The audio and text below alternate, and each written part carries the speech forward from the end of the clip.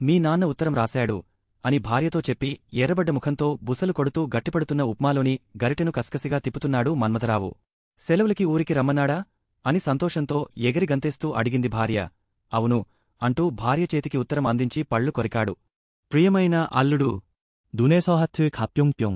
Teacher ఉద్యోగం చేసే అల్లుడు దొరికినందుకు నేను గర్వపడుతుంటాను. వేసవి సెలవులొస్తే చాలు నా మనస్కు నువ్వే గుర్తొస్తుంటావు.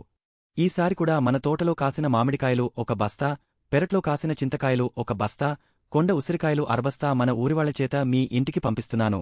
మీ అత్తయ్యకు ఆవకాయ అంటే ఆరోప్రాణమని నీకు తెలుసు. చింతకాయ పేరు వింటేనే నా ఒక్కగానొక్క కూతురు.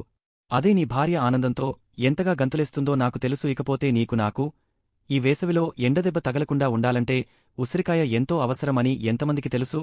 ఓ 30 బస్తా మామిడికాయలు శుభ్రంగా కడిగి పొడిగుడ్డతో తుడిచి ఆరబెట్టి పెద్ద పెద్ద ముక్కలు తరిగి జిబజిబలాడే నూనెలో తేలియాడేటట్లుగా ఆవకాయ పెట్టు.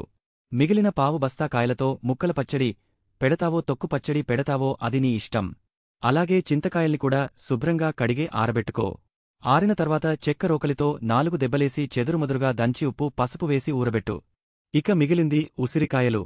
సగం ఉసిరికాయల్ని సన్నగా కత్తిగాటు వేసి తేనెలో నానబెట్టు. మిగిలిన సగం కాయల్ని ముక్కలు ముక్కలుగా దంచి ఉప్పు పసుపు వేసి తొక్కిపెట్టు. తేనెలో ఊరిన ఉసిరికాయల్ని ప్రతిరోజు ఉదయాన్నే నీ భార్య, నా భార్య, నీ పిల్లలు ఎంతో ఇష్టంగా తింటారు. తొక్కలో తొక్కు పచ్చడిని నువ్వు నేను ప్రతిరోజూ చద్దన్నంలో అద్దుకుని తిందాము.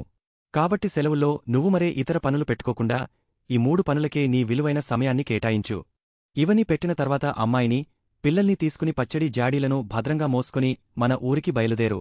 ప్రతిసారీ నువ్వు ఇక్కడికి వచ్చినప్పట్నించి ఏం తోచట్లేదు అంటుంటావు కదా. ఈసారి నీకు ఆ బెంగ అక్కర్లేదు. నువ్వు ఇక్కడ ఉన్నన్ని రోజులు సగ్గుబియ్యం వడియాలు, గుమ్మడి వడియాలు, తడి అప్పడాలు ఎలా పెట్టాలో నేను నీకు నేర్పిస్తాను. అన్నట్టు చెప్పడం మరిచాను.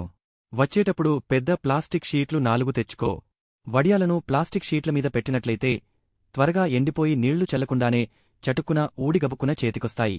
అలా అలవోకగా వడియాలు ఒలవడం ఎంత సరదాగా ఉంటుందో నువ్వే చూద్దువుగాని. నేను చెప్పిన మెళకువలని జాగ్రత్తగా మనసులో పెట్టుకో.